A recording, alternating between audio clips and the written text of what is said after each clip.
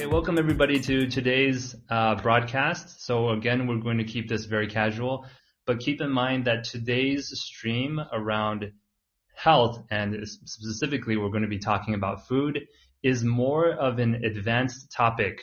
So today is part of the health and fitness series.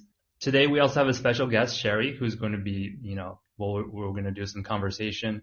I think conversation is very useful it doesn't matter if you're a beginner learner or an advanced learner. Let's start the content. So remember I said interaction? The first thing to kind of bring up again is, what are we going to talk about today? We are going to discuss the differences between Western food and Chinese food. And I think food is a topic that everybody loves. And we also need food to survive, but food can also be a very enjoyable experience. So food is a good topic. I think we're going to cover a few topics high level, but we're also going to discuss some things a little bit deeper. I'm going to go through a little bit of the highlights first to get you guys interested. One is we're going to talk about different utensils. I mentioned utensils earlier, utensils, 餐具. For example, in the West, they use forks and knives. And in China, typically chopsticks are used. How does this impact meal preparation? We'll discuss that in a little bit. Number two, we'll talk about the fact that, in the West, they eat more individual dishes. Whereas in China, people generally have what we call family style dishes, where there's a central dish and people have their own plates. Staples are also a little bit different. Staples, 主食, staples that Western foods eat versus staples in China. There's a little bit of overlap, but we will talk about some of the differences as well. And have you noticed when Americans come to China, they don't like to eat bones, 骨头, right? A lot of Western food tends to be boneless meat. And then in China, there are reasons where the bone is kept inside, sometimes for flavor. And you know what? This actually has an impact on the cost of certain cuts of meat. For example, chicken breast, 鸡胸, chicken breast is cheaper in China, but actually it's the most expensive part of the chicken in the US. That's interesting, right? And this is all related to culture, related to this whole boneless versus bone-in, what people value in terms of the better cuts of meat. Cuts are the portions, 就是哪一部分的这个肉比较怎么说受欢迎. And also you'll notice when Americans come to China to eat food, sometimes they don't want to eat the innards. For example, if you have pork stomach, right? Or you have like pork blood. And some of this has to do with history. So the first point of interaction is I have a slide. I'm also going to share this slide. It is a picture of a cut of meat. You guys can also see this on the screen. So my first question for you guys is, do you think this dish that you guys see, is it Western or is it Chinese? Yeah, this one is a little bit more obvious. But can you explain why is it Western? Why is this Western? You can kind of tell doesn't look like Chinese food, but can you describe in the shape, in the way it looks, the way it's prepared? Can you describe why it's Western? 有没有谁可以描述就具体为什么是西方菜? Full beef, not cutted. Okay, Eileen already got the answer. Okay, Eileen, that's correct. It's a full cut of meat. It's not separated into pieces. So let's go on to kind of this first topic of utensils. So in the West, and when I say the West, I'm usually referring to American food because that's what I'm more familiar with. But yes, certain other European foods. So there's a large European influence in American food.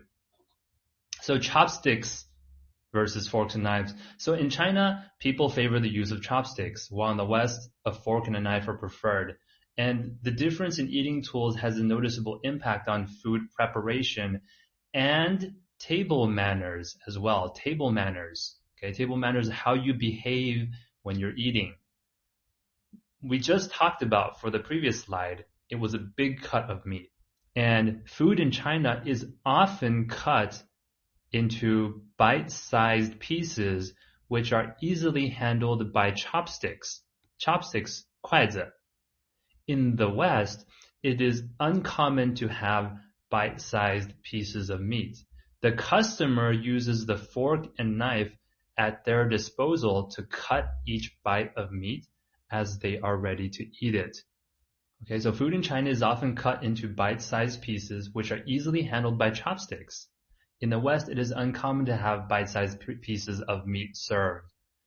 It is reasonable table manners in China to pick up large food items using chopsticks. Long noodles can be slurped. Slurped. What's slurped? So slurped is this. I'll make the sound. Like when you're eating food and you're making a lot of the noise, especially when people eat noodles, that's slurping. So long noodles can be slurped into the mouth. In the West, there is an expectation that the customer will cut food into bite-sized pieces and not just bite off a comfortable amount.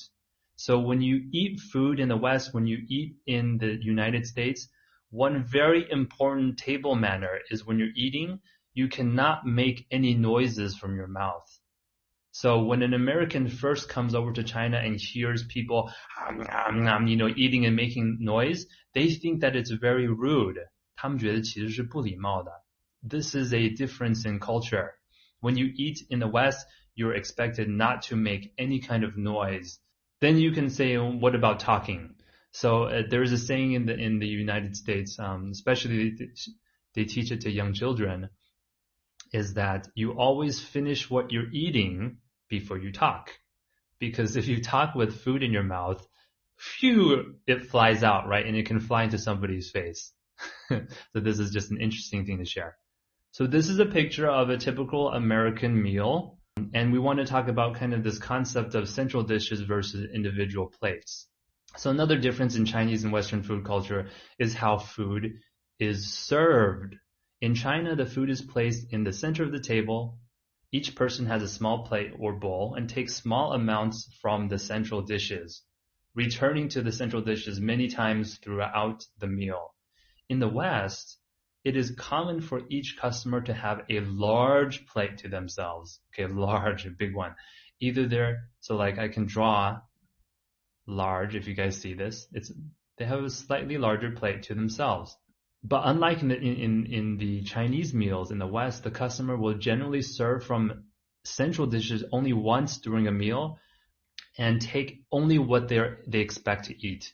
They may return a second time for seconds, but generally no more than that. They would not take many small portions over the course of the meal. So what am I saying here? So in the West, it's different because most people have their own food on their own plates.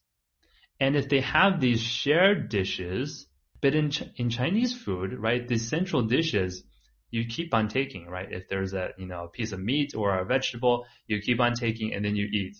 Take and then you eat. In the West, it's take. Okay, that's what I want to take, and then I eat what's on my plate. So you don't keep on taking from the shared communal plates or the bowls. So it's a little bit different. Okay, so what we see here on the slide are staples. So staples. What are staples? Staples are 主食. And remember, when we talked about staples, the most common staple foods differ between China and the West. Now, the test I want to do with you guys is I have these staples roughly labeled on this chart. And what I want students to do is tell me, where do you think these belong? So on the bottom of the slide, you see I put Western on the left and I put Chinese on the right. So let's start with bread. Do you think bread is more of a Western staple or a Chinese staple? And you know what? It can go all the way here. It can go in the middle, or it can go on the other side, or it can go kind of partial. So we can go all the way Western, we can go in the middle in between, or we can go all the way Chinese. So let's start with bread. And I want to hear what you guys think. Where do you think bread belongs? People think that it's middle. Okay. Both, but more Western. Okay. So let's put bread here, kind of to the left a little bit. What about rice? Rice is the next one. Where does rice belong on this chart? What do you guys think? Chinese. Okay, so we'll put Rice is very Chinese. And then I will provide some commentary later. What about potatoes? Is this Western or is it Chinese? Strongly Western. I'm getting a lot of Western. Some people say it's both. Okay, so maybe a little bit over here. Okay, what about noodles? Noodles, both. Center. Oh, people think it's very much in the center. Okay, I think that's a fair judgment. Okay, so I want to kind of provide a little bit of commentary on this. So for bread, I think it's fine. Rice is also strongly Chinese, but people in the United States do eat rice. And people in Mexico, if you consider that a Western style food, Mexicans actually eat a lot of rice. And if you've ever had any Mexican food or burrito, there's actually a lot of rice. So I would say this is maybe not so extreme on the Chinese side. There's just a little bit of Western influence there. But rice is one of the few crops, we're going to talk about this later, that originated in China. Rice is a crop that originated in China. Potatoes, I tend to agree, tends to be more Western. Potatoes are kind of considered the Western rice.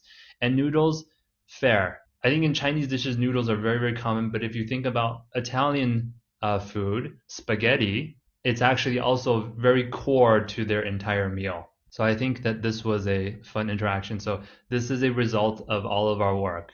Let's now kind of move on to the next topic.